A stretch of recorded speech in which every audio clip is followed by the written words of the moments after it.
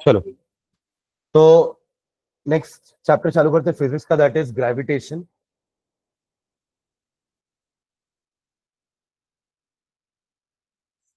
तो देखो, basically gravitation या ग्रेविटेशनल फोर्स एक तरह का फोर्स है जो हर किसी दो बॉडी में होता है जिसका मास है। अगर दो बॉडी है, अगर कोई दो बॉडी है और दोनों का एक मास है, जाहिर सी बात है दोनों मैटर होंगे तो उनका मास तो होगा ही, because every matter has its own space and has mass. Matter वही होता है ना, anything that has space and has mass and occupies space. तो कोई भी दो बॉडी जिसका मास है उनके बीच में एक फोर्स ऑफ अट्रैक्शन होता है, और यही फोर्स ऑफ अट्रैक्शन कहलाता है ग्रेविटेशनल फोर्स। ये इलेक्ट्रोस्टैटिक फोर्स नहीं है कि अपोजिट चार्जेस होंगे तो अट्रैक्ट होगा, या ये मैग्नेटिक फोर्स नहीं है कि अपोजिट पोल्स होंगे तो अट्रैक्ट होगा। ये हमेशा अट्रैक्टिव नेचर का ही है। नॉट लाइक जैसे कि पॉजिटिव चार्ज को रिपेल करेंगे, पॉजिटिव चार्ज नेगेटिव चार्ज को अट्रैक्ट करेंगे। ये इलेक्ट्रोस्टैटिक फोर्स ऑफ अट्रैक्शन होते हैं। और नॉर्थ पोल या साउथ पोल नॉर्थ पोल को अट्रैक्ट करेगा, एंड साउथ पोल एक साउथ पोल को क्या करेगा, रिपेल करेगा।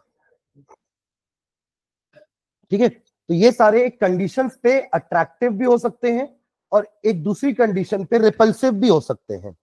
अट्रैक्टिव भी हो सकते हैं और रिपल्सिव भी हो सकते हैं, बट ये फोर्स हमेशा क्या होता है, अट्रैक्टिव इन नेचर होता है। ये एक बॉडी अगर ए है, ये अगर एक बॉडी बी है, तो body a will exert a force on b. इसका नाम क्या दिया था अपन ने, एफ बी ए। कोई बताएगा इसका नाम क्या था, force on B due to A. और इस बॉडी को ये बॉडी अपनी तरफ खींची है तो force on a due to b, और ये हमेशा रहेगा, और ये हमेशा अट्रैक्टिव फोर्स ही रहता है। हाँ, कौन सा, नहीं ये भी तो फोर्स है ना, तो वेक्टर क्वांटिटी होगी। हाँ,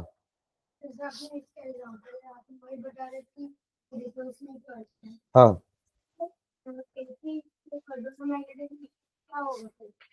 क्या दोनों,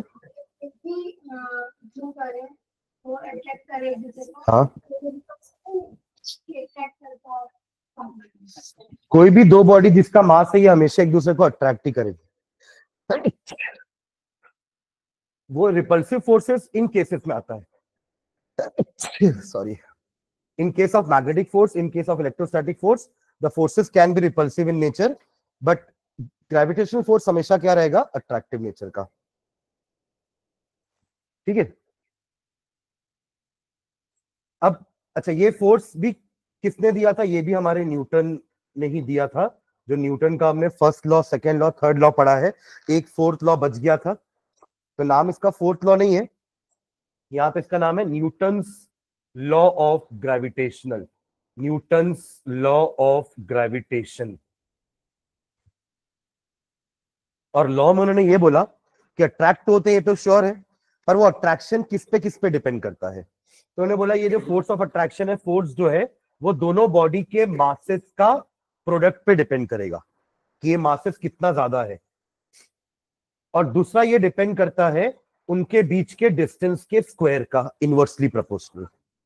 मतलब सोचिए अगर ये दोनों बॉडी के बीच का डिस्टेंस ज्यादा होता या कम होता, तो इस केस में फोर्स ऑफ अट्रैक्शन ज्यादा लग रहा होता और इस केस में फोर्स ऑफ अट्रैक्शन कम लग रहा होता। जितना ज्यादा डिस्टेंस बढ़ेगा दोनों बॉडी के सेंटर टू सेंटर का, फोर्स ऑफ अट्रैक्शन उतना कम होते जाएगा। अगर दो बॉडी आपस में दूर होती जा रही है तो उनका फोर्स ऑफ अट्रैक्शन कम होता जाएगा, वो दोनों पास आती जा रही है तो उनका फोर्स ऑफ अट्रैक्शन बढ़ता जाएगा। ये तो हुआ ना इनवर्स प्रोपोर्शनल का मतलब, आर कम होगा फोर्स ऑफ अट्रैक्शन बढ़ेगा, आर बढ़ेगा फोर्स ऑफ अट्रैक्शन कम होगा। पर मासेस से इनवर्स डायरेक्टली प्रोपोर्शनल है। अगर मान लीजिए इस बॉडी का मास बढ़ा के हमने, है ना, कुछ वैल्यू से बढ़ा दिया, तो उनके बीच का फोर्स ऑफ अट्रैक्शन बढ़ जाएगा। तो ये होता है डायरेक्टली प्रोपोर्शनल और इनवर्सली प्रोपोर्शनल, और इन्हीं दोनों को मिला करके हमारा लॉ बन जाता है न्यूटन्स लॉ ऑफ ग्रेविटेशन। तो Newton's law of gravitation states that two bodies attract each other with a force. That force is directly proportional to product of their masses and inversely proportional to square of the distance between them. यही हमारा Newton's law of gravitation है। ठीक है, चलो। हाँ, ये जो मैंने लिखा ये क्या है?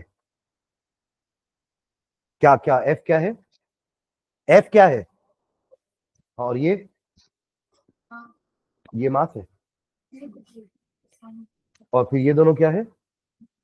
किसके? तो ये क्या लिखा हुआ है पूरा? मैं पूरा आपको समझाया, आप उसका सीधा ऐसे बोल देते हो कि सर मुझे ये पूरा लॉ ही समझ में नहीं आया। ऐसे कैसे हो सकता है? गौरव को समझ में आया? क्या समझ में आया? इजी इजी लैंग्वेज में समझा दे मुझे। ये दो बॉडी है, अब जो इन दोनों के बीच का फोर्स ऑफ अट्रैक्शन है वो किस पे डिपेंड करेगा?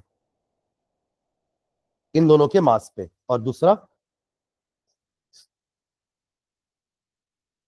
इन दोनों के बीच के डिस्टेंस में। तो ये दोनों के बीच का डिस्टेंस हो गया और ये दोनों का मास हो गया। तो Newton's law of gravitation states that two bodies attract each other with a force, and that force is directly proportional to product of the masses of those two bodies and is inversely proportional to square of what?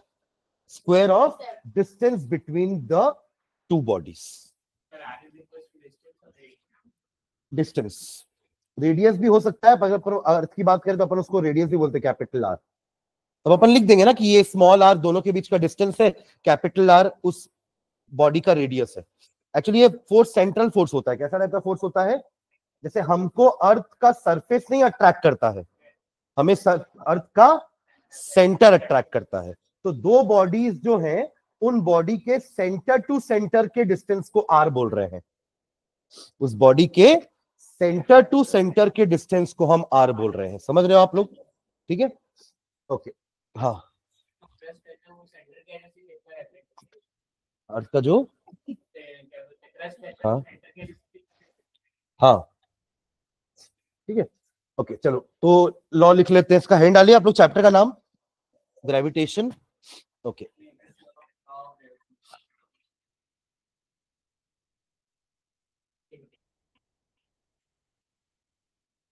मतलब उन्होंने सिर्फ इतना बोल के नहीं छोड़ा कि दो बॉडीज आपस में अट्रैक्ट करेंगी, ये भी बताया कि उनका जो वैल्यू होगा, जो फोर्स ऑफ अट्रैक्शन है, वो फोर्स किस पे डिपेंड करेगा। और वही हमारा क्या हो गया? लॉ हो गया। ठीक है, तो है नहीं, आप सबसे पहले यही बात डाल लो, Newton's law of gravitation. Newton's law of gravitation, उसके लिए ना एक वर्ड और यूज कर लेना, Newton's universal law of gravitation.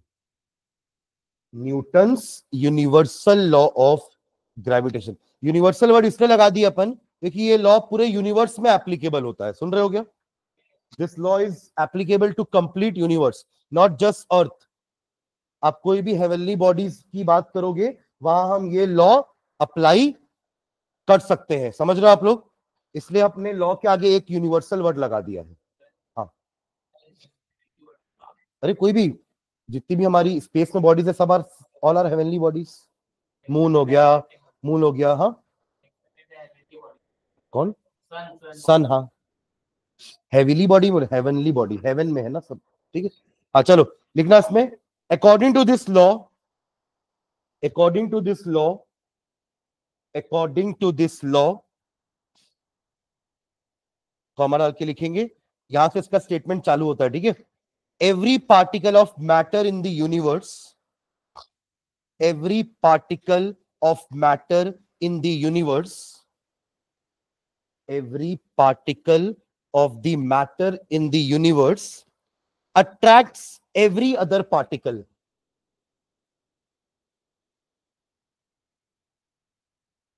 attracts every other particle with a force। देखो मैं क्या बोला हूं, पहले बता। वो नहीं, देखो मैं क्या बोला हूं, किसका बैठना है, कर्तव्य अंदर से रखते।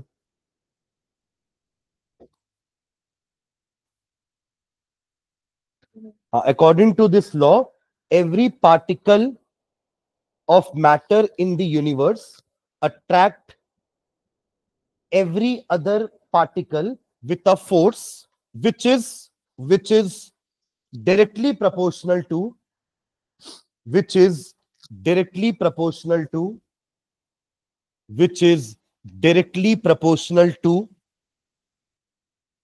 which is directly proportional to the product of their masses, which is directly proportional to product of their masses, which is directly proportional to product of their masses, and inversely proportional to, and inversely proportional to. अब direct inversely का मतलब समझते हैं ना? Direct का मतलब ये है कि अगर ये क्वांटिटी दोनों बढ़ेगी तो फोर्स भी बढ़ेगा, ये डायरेक्ट रिलेशन हो गया, ये बढ़ा फोर्स भी बढ़ा। बट इनवर्स रिलेशन का मतलब क्या हुआ कि अगर एक घट रहा है तो दूसरा बढ़ेगा, या वाइस वर्सा, अगर एक बढ़ रहा है तो दूसरा घटेगा, इसको इनवर्स रिलेशन बोलते हैं। ठीक है, and inversely proportional to square of the, inversely proportional to the square of the distance between them, square of the distance between them, between them लिखो, फिर मैं लिखा रहा हूं बीच में between them। ठीक है, नेक्स्ट टाइम में लिखना, let us consider 2 point masses, let us consider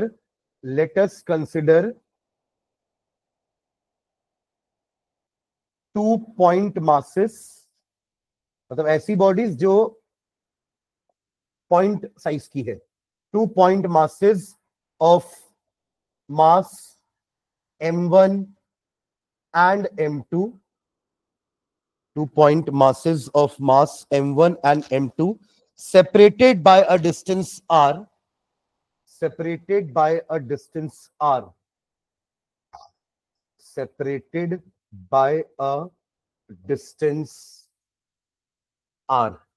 एक डायग्राम बनाना, ये एक पॉइंट मास, ये एक दूसरा पॉइंट मास, और ये दोनों के बीच का डिस्टेंस ऐसे r मार्क कर लेना, इसको m1, इसको m2 लिख लो ऐसा।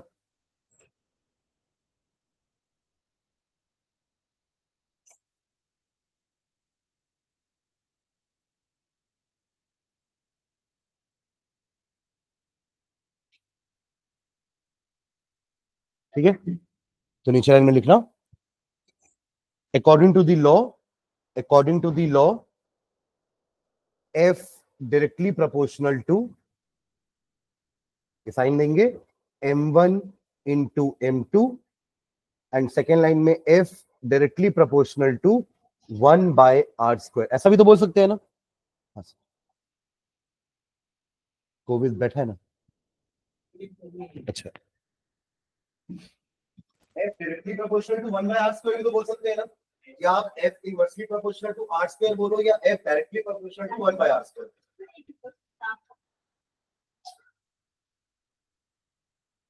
समझ जाएंगे, दोनों का मीनिंग सेम होता है ना। अगर आप डायरेक्टली प्रोपोर्शनल वर्ड यूज कर रहे हो तो आप 1 बाय r स्क्वायर बोलना, और आप इनवर्सली प्रोपोर्शनल बोल रहे हो तो r स्क्वायर बोलना। ठीक है, तो दोनों कंबाइन कर दो, दोनों कंबाइन करिए, क्या होगा? प्रोपोर्शनैलिटी साइन रहेगा वैसे ही, और दोनों कंबाइन कर देना m1 m2 upon r square. ठीक है, अरे भाई साहब, यहाँ दिख नहीं रहा है तेरे को? क्या दिख रहा है पीछे? ठीक है, अब ये प्रोपोर्शनैलिटी हटाने के लिए अपन एक कांस्टेंट मल्टीप्लाई करते हैं, आपको याद है अपन वहां भी किए थे, वहां अपन ने ऐसा किया था ना, f directly proportional to m into a था, तो अपन ने equal to k m a किया, बाद में अपन ने k को 1 ले लिया। ठीक है, बट यहाँ पे अपन एक और कांस्टेंट मल्टीप्लाई करने वाले, उसका नाम है g, g m1 m2 upon r square. ठीक है, ये हमारा मैथमेटिकल स्टेटमेंट है न्यूटन्स लॉ ऑफ ग्रेविटेशन का, जहां पे g क्या है लिख लो, वेयर g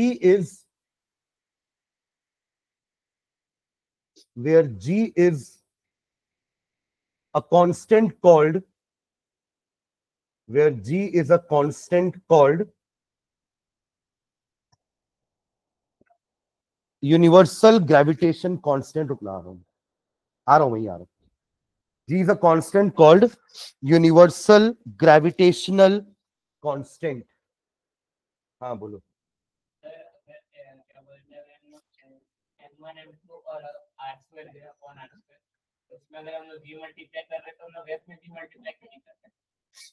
किसमें? एक ही मतलब है, f में g डिवाइड हो रहा है। हाँ मतलब हमको कहीं ना कहीं ये प्रोपोर्शनलिटी से हटाने के लिए अपन ने एक कांस्टेंट मल्टीप्लाई किया है। ये कांस्टेंट एक नंबर होता है, ठीक है। G is called is a constant called universal gravitational constant, जिसकी वैल्यू लिखिएगा G is equals, G की वैल्यू लिखिएगा यूनिट, सॉरी हाँ यूनिट क्या वैल्यू लिखेंगे 6.6 G की वैल्यू लिखेंगे 6.67 into 10 to the power -11, 6.67 into 10 to the power -11। इसका यूनिट मुझे बताएंगे आप लोग, सोच के बताओ क्या यूनिट होना चाहिए। आपके पास पूरा फॉर्मूला लिखा हुआ है ना। 2 मिनट टाइम लो और मुझे बताओ सोच करके कि कैपिटल जी का वैल्यू तो मैंने आपको बता दिया, पर इसका यूनिट क्या होगा। ठीक है, 1 मिनट टाइम लो, सोचो।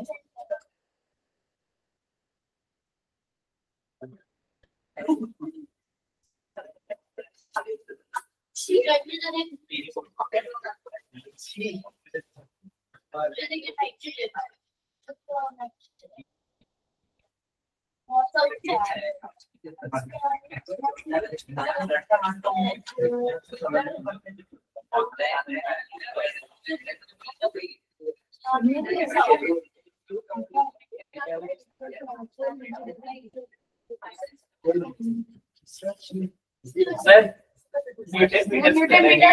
Newton square upon kg square.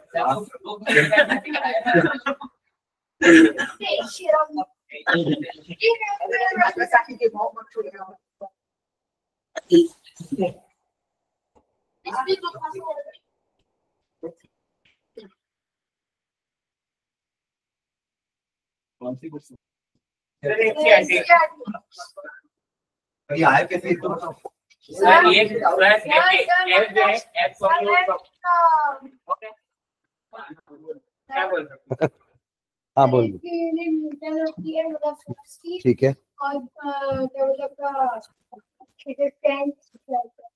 Sir हो गया सर मैं बताऊं सर हाँ बोलो फोर्स को हम लोग अपोजिट साइड में मल्टीप्लाई करेंगे मतलब जी को एक साइड रखो बाकी सबको उधर लेके जाओगे तो क्या दिखेगा आपको जी का फॉर्मूला क्या दिखेगा F R square upon m1 m2 यही दिखेगा फॉर्मूला अब आप सारे की यूनिट्स रख दो तो फोर्स का यूनिट क्या होता है न्यूटन डिस्टेंस का यूनिट क्या होता है मीटर और मीटर को स्क्वायर कर देना क्योंकि 2 है स्क्वायर है और नीचे क्या आएगा दोनों केजी इंटू केजी स्क्वायर अब बस इसको ऊपर लेके चले जाओ तो यूनिट क्या हो गई न्यूटन मीटर स्क्वायर पर केजी स्क्वायर बस बुक में तो माइनस में दिया है क्या माइनस वही तो है माइनस अच्छा हाँ चलो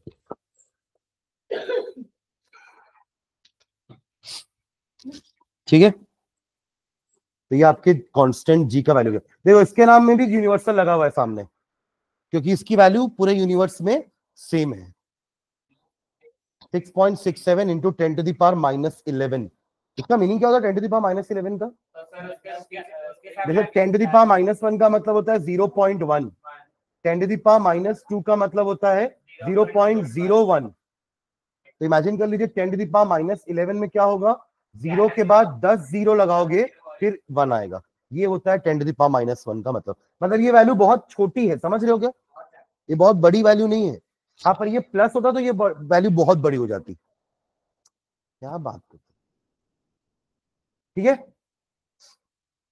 चलिए नीचे नीचे में आ जाओ जी का डेफिनेशन लिखते हैं लिखो नीचे हाँ कैपिटल जी का डेफिनेशन लिखेंगे जैसे आप लोग को मैंने न्यूटन का डेफिनेशन पूछा था तो किसी ने नहीं लिखा है किसी ने भी न्यूटन का डेफिनेशन नहीं लिखा है जबकि आपको मैंने लिखवाया कॉपी में आप लिखते हो force is equals to m into a correct ये लिखते हैं अपन force is equals to m into a आपको यहाँ क्या करना है 1 kg रखना है और यहाँ पे 1 मीटर पर सेकेंड स्क्वायर रखना है तो आंसर आ जाएगा 1 न्यूटन अब जो आपने लिखा है उसको इंग्लिश में लिख दो क्या है लाइन कि 1 newton is the force applied to a body of 1 kg so that it accelerates with the acceleration of 1 metre per second square मतलब अगर आप एक किलो के मास को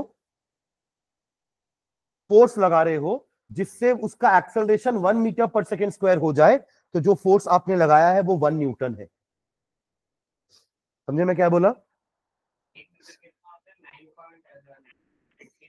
कुछ बताया नहीं मैं ऐसा जो बताता हूं वो तो याद रहता नहीं है जो नहीं बताया उसमें पहले पूछना है हाँ तो फिर क्यों बोलना है मैं 9.8 आज तक क्लास में बोला ही नहीं हूँ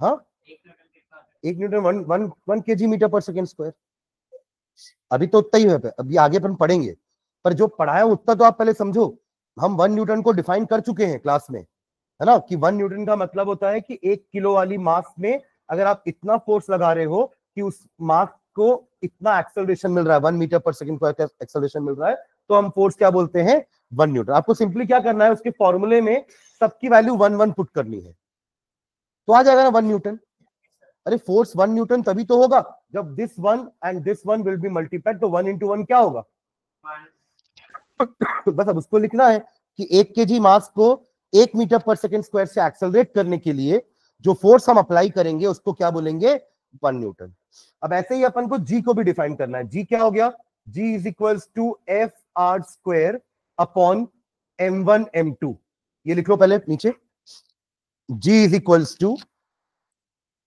F R square upon m1 m2 अब नीचे लिख लो let r is equals to 1 meter let r is equals to 1 meter m1 is equals to m2 is equals to 1 kg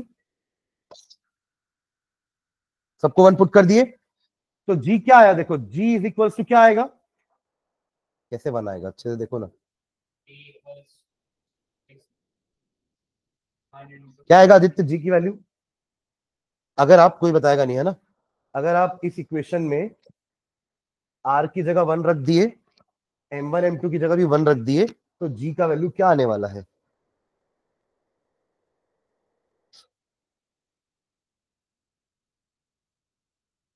कैसे बनाएगा?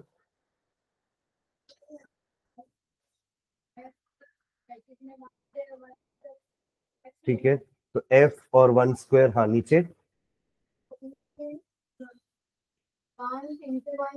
हाँ तो 1 हो गया, तो f आएगा ना, मतलब f अपॉन मतलब f, हाँ पहले 1 कैसे बोले, मतलब g बराबर क्या आएगा? तो यही f का यही आपके g का डेफिनेशन है। क्या बोलेंगे? अब देखो, अब देख, ध्यान से सुनना। जी क्या है? What is G? Universal constant of gravitation is defined as, equal to को मैं क्या बोल रहा हूं? इज डिफाइंड एज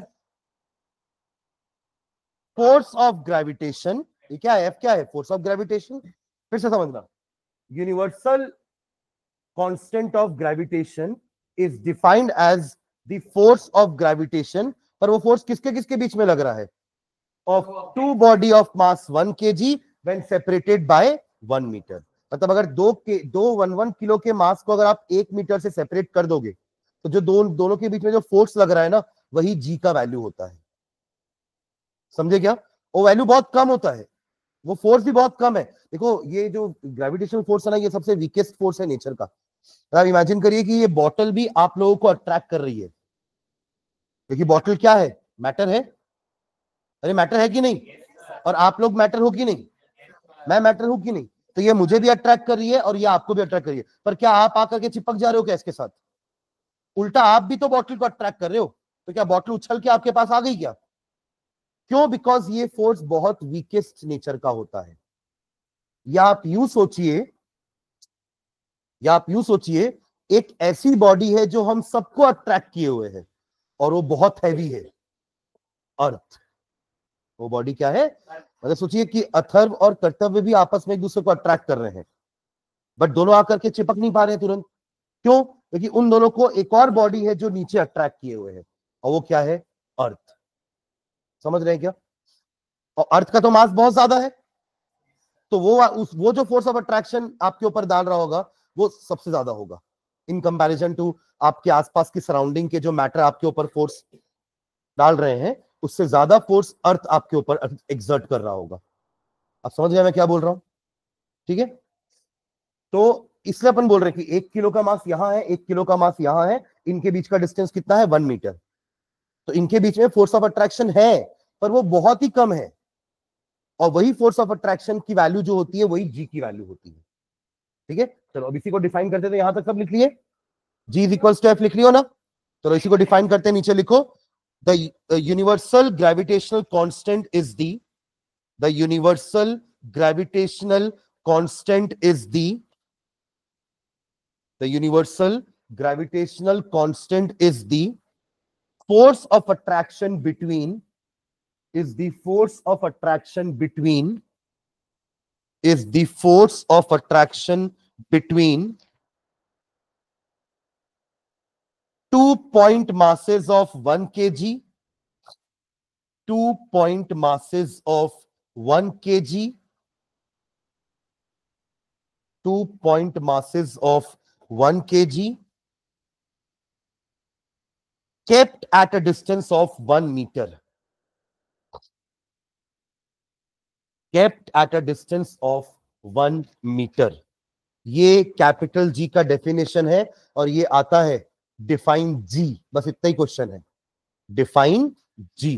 जैसे मैंने आपको डिफाइन न्यूटन बोला ना, यूनिट वाले क्वेश्चन आते हैं एग्जाम में कि उस यूनिट को डिफाइन करो, तो आपको बस क्या करना है? उसका फॉर्मूला याद करना है कि अगर 1 न्यूटन का डेफिनेशन आपसे कोई पूछ रहा है, तो आप क्या लिखोगे? Force is equals to m into a, 1 kg into 1 metre per second square is equals to 1 Newton.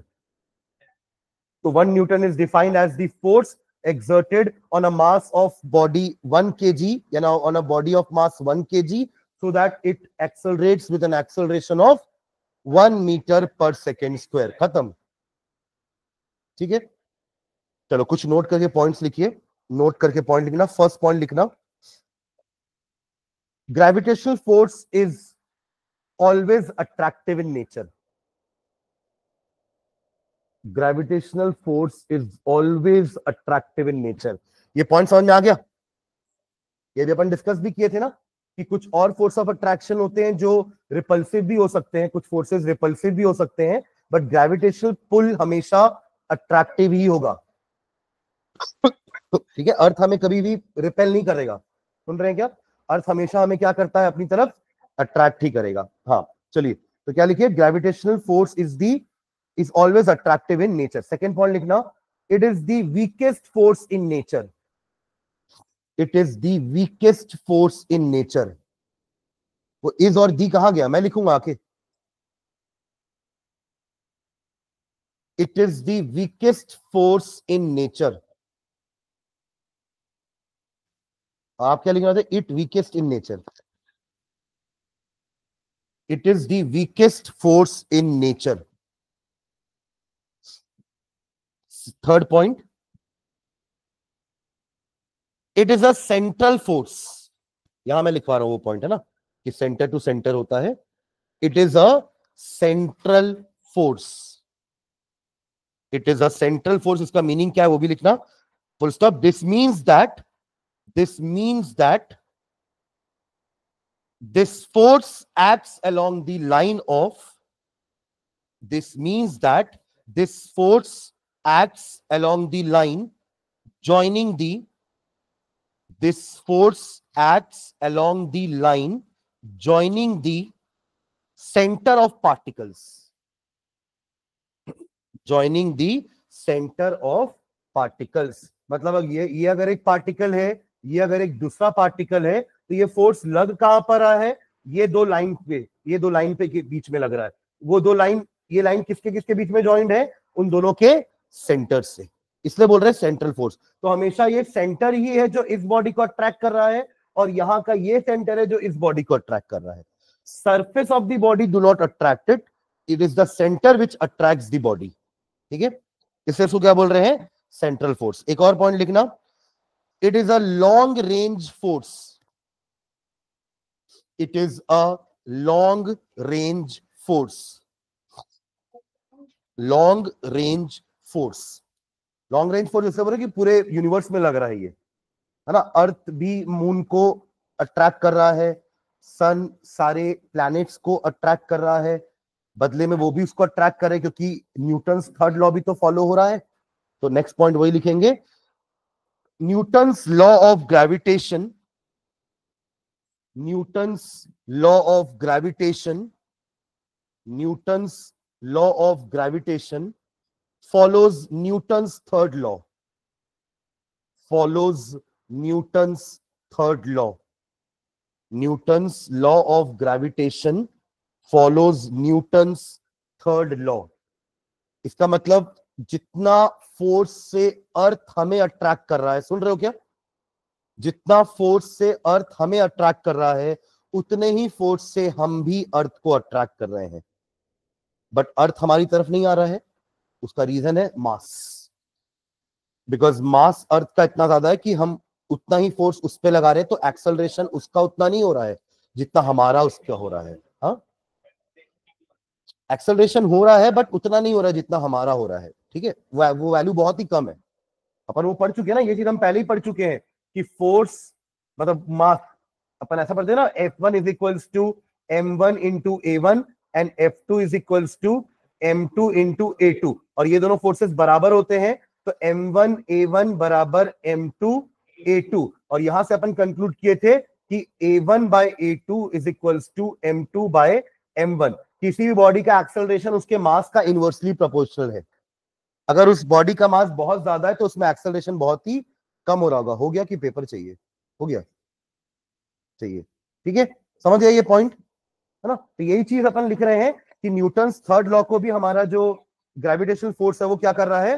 Follow कर रहा है। करना भी चाहिए ना। ऐसा थोड़ा होगा कि न्यूटन का एक लॉ न्यूटन के दूसरे लॉ को फॉलो नहीं करेगा। समझ रहे हैं क्या?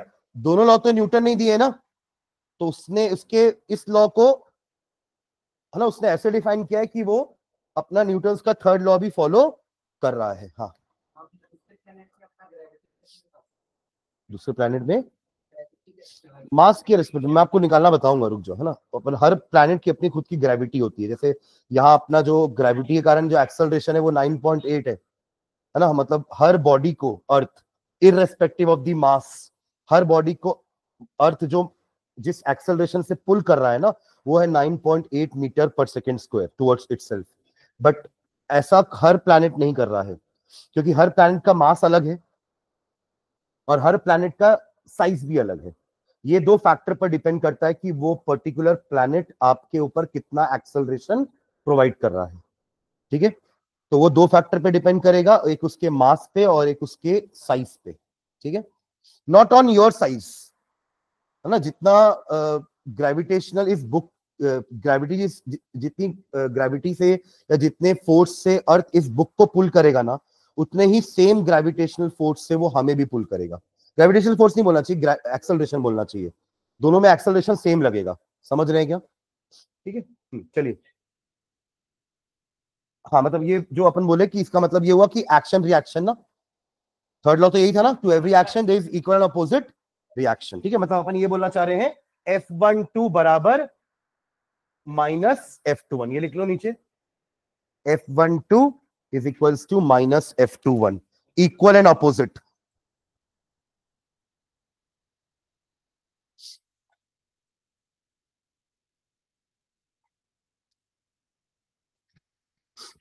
ठीक है, ये कुछ पॉइंट्स हो गए हमारे इसके लिए, ग्रेविटेशनल फोर्स के लिए। ठीक है, चल एक क्वेश्चन लिखना। देखिए, what is the force of gravitation, what is the force of gravitation between 2 point masses of between 2 point masses of between 2 point masses of 1 kg and 2 kg, between 2 point masses of 1 kg and 2 kg, kept 1 meter apart, kept 1 meter apart।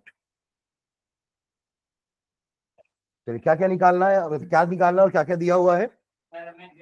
M1 is 1 kg, M2 is 2 kg, R is, देखो जानबूझ के point mass लिया है अभी, तो वरना आप बोलोगे सर अगर पॉइंट मास नहीं है तो आप इनका रेडियस बताओ, तब तो हम बता पाएंगे कि एक्चुअल डिस्टेंस कितना है।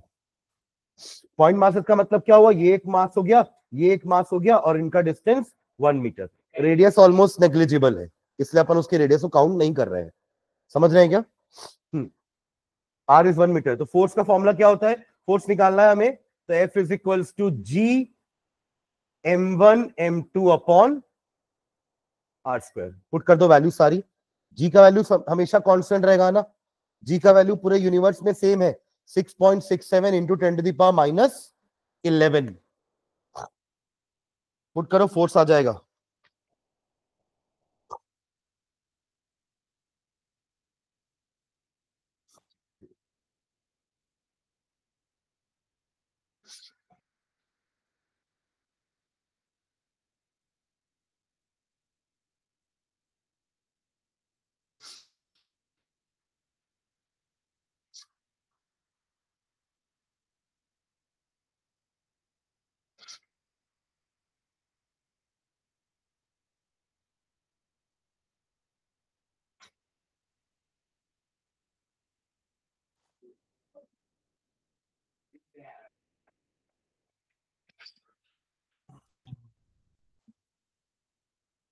G का वैल्यू तो पुट कर दे भाई।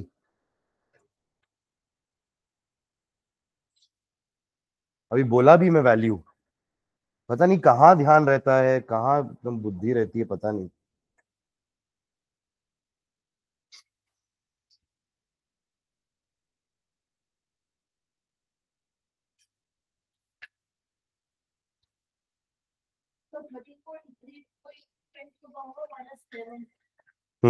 न्यूटन, जो बहुत कम है। देखो ना आप, 10 to the power minus 11 newton, 1 newton भी नहीं है। 1 का तो बहुत ही छोटा पार्ट है ये। मतलब वन वैल्यू उसके सामने पहाड़ है, समझ रहे हो? इतना छोटा फोर्स है वो।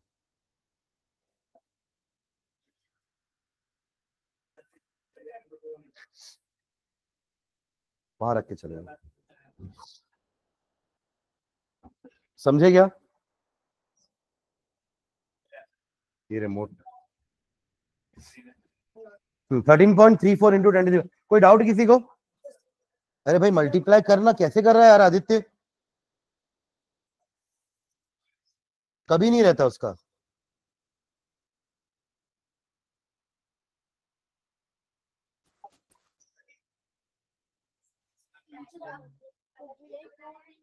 चलो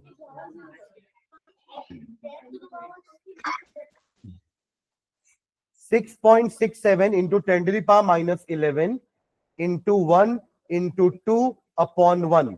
तो आपको बस 2 इंटू जी करना है, इतने देर से पता नहीं क्या कर रहे हो आप लोग। 2 इंटू 6.67 करोगे क्या आएगा आंसर? 6 7 14 का 4 कैरी 1, 12 प्लस 1 13 का 3 कैरी 1 एंड 12 प्लस 1 13 का ये 13 हो गया। 13.34 इंटू 10⁻11 न्यूटन। हाँ क्या? ठीक है, हाँ वही रुक। चलो एक और क्वेश्चन लिखना, कर सकते हैं वो भी। कौन सा वो वैल्यू? देखो आप इसको ऐसा लिखते हो, देखो 1.334 है ना, तो आप इसको 10 वो कम होगा, -10 होगा। आप ऐसे लिख सकते हो ना इसको, देखो 13.34 को ऐसा लिख सकते हो, तब तो आप 10 मल्टीप्लाई करोगे तो 13.34 आएगा ना। और ऑलरेडी 10⁻11 है, तो -11 प्लस 1 क्या होगा? -10 हो जाएगा वो, अगर आप ऐसे लिख रहे हो तो आंसर ये हो सकता है, या फिर 1.334 इंटू 10⁻10 न्यूटन। हाँ हाँ, जैसे भी लिखो, दोनों का करेक्ट आंसर है। ठीक है, क्या हुआ? नहीं, चलो एक क्वेश्चन और लिखो। लिखो the gravitational force between two masses is F. The gravitational force between two masses is F, capital F ले लेना ना, is F full stop. If the distance between the masses is doubled, if the distance between the masses is doubled, समझ के करना, easy अच्छा question है ये। if the distance between the masses is doubled, comma, what will be the new force between them?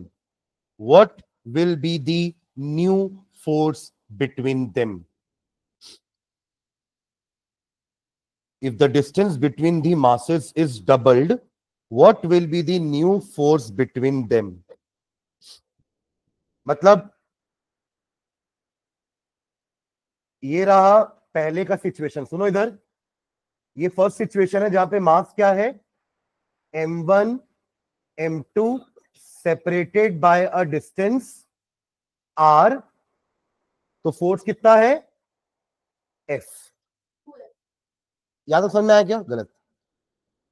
बढ़ कैसे जाता है डिस्टेंस? अगर आपने डिस्टेंस को बढ़ा दिया है तो फोर्स कैसे बढ़ जाएगा?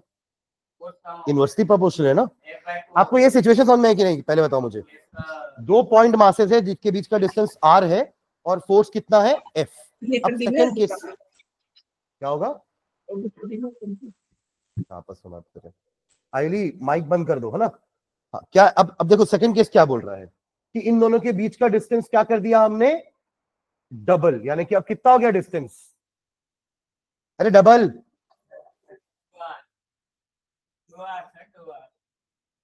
मासेस तो उतना ही रहेगा ना।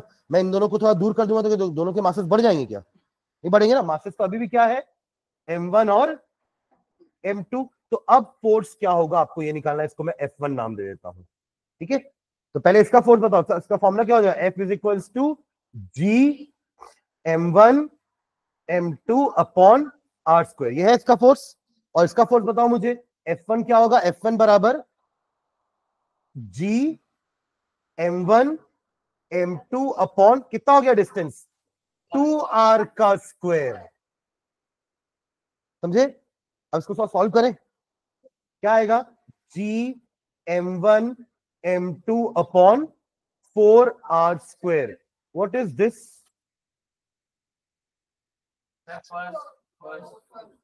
क्या फर्स्ट? फर्स्ट केस का फोर्स, यानी कि नया फोर्स कितना होगा, पहले वाले फोर्स का 1/4 गुना 1/4. ये स्क्वायर था ना, इसलिए 4 हो गया. आप समझे क्या मेरी बात? ये रूल क्या है, इनवर्सली प्रोपोर्शनल टू डिस्टेंस नहीं है, इनवर्सली प्रोपोर्शनल टू डिस्टेंस का स्क्वायर है. तो अगर आपने डबल किया तो वो डबल यानी कि हाफ नहीं होगा, डबल का भी तो स्क्वायर होगा ना. तो 4 टाइम्स कम हो गया फोर्स. ये है स्क्वायर का मतलब. आप समझ रहे हो मैं क्या बोल रहा हूं? मतलब अगर हमने डिस्टेंस ट्रिपल किया होता ना, तो 3 का स्क्वायर, तो वो 9 टाइम्स कम हो जाता, F/9 हो जाता फोर्स. आप समझे कि नहीं मैं क्या बोल रहा हूं? हाँ, अरे सीधा मैंने इसलिए मैं वैल्यूज पुट कर आप लोगों को बताया कि पहले डिस्टेंस r था, अब डिस्टेंस 2r हो गया. मासेस दोनों केस में m1 m2 है, तो पहले केस में फोर्स ऐसे निकाले, दूसरे केस में भी फोर्स वैसे ही निकाले, सेम फॉर्मूला. तो अब आप यहां जब पुट किए वैल्यू, तो आप इसको सॉल्व करें तो ये सारी वैल्यू सेम आ रही है, ये इसके जैसा पूरा. तो आपने यहां पुट कर दिया f को, तो F/4 आ गया. अब ये 4 का मैं रीजन आपको समझ रहा हूं कि यहां 4 क्यों आया, क्योंकि हमारा जो लॉ है वो स्क्वायर लॉ है. जो इनवर्सली प्रोपोर्शनल वाली चीज है वो r से प्रोपोर्शनल नहीं है, r² से इनवर्सली प्रोपोर्शनल है. तो जब r का स्क्वायर होगा तो 2 का भी तो स्क्वायर हुआ ना. डबल का स्क्वायर कितना हो गया, 4. तो इसलिए 4 टाइम्स कम हो गया, 2 टाइम्स कम मत बोलना. भले डिस्टेंस डबल हुआ है, तो उससे जाहिर सी बात है. देखो पहले बात तो आप सबसे पहले तो गलत बोले क्या, कि सर फोर्स बढ़ जाएगा. फोर्स तो हर किसी भी हालत में नहीं बढ़ने वाला, क्योंकि अभी तो अपन बात किए ना कि डिस्टेंस से इनवर्सली प्रोपोर्शनल है. तो अगर मासेस को आप दूर करोगे तो फोर्सेस और कम होंगे, फोर्सेस और कम होने वाले हैं. मास बढ़ाओगे तो फोर्स बढ़ेगा, पर डिस्टेंस बढ़ाओगे तो फोर्स कम होगा. और यहां आपने डिस्टेंस को डबल किया तो डबल का स्क्वायर 4, यानी कि 4 टाइम्स कम हो जाएगा. अगर आपने डिस्टेंस ट्रिपल कर दिया होता तो ट्रिपल का स्क्वायर 9, फोर्स 9 टाइम्स कम हो जाता. समझ गए क्या? ठीक है, तो 16 टाइम्स कम हो जाता. आपको स्क्वायर करना है, याद रखो. कम तो होगा, पर कितने टाइम कम होगा, उस जितना भी आपने टाइम बढ़ाया है उसका स्क्वायर कर देना, उतने टाइम कम हो जाएगा आपका फोर्स. ठीक है, तो आप लोग ऐसे ही सॉल्व करो इसको, पूरा ऐसे ही कर लो, जल्दी से सॉल्व. पूरा हो गया ये? ठीक है, चलो बाकी अपन नेक्स्ट क्लास में इसके और क्वेश्चंस देखेंगे और आगे बढ़ेंगे. ठीक है, अच्छा कब से चालू हो रहा है 13 12 से, हाँ 13 से चालू हो रहा है और टाइम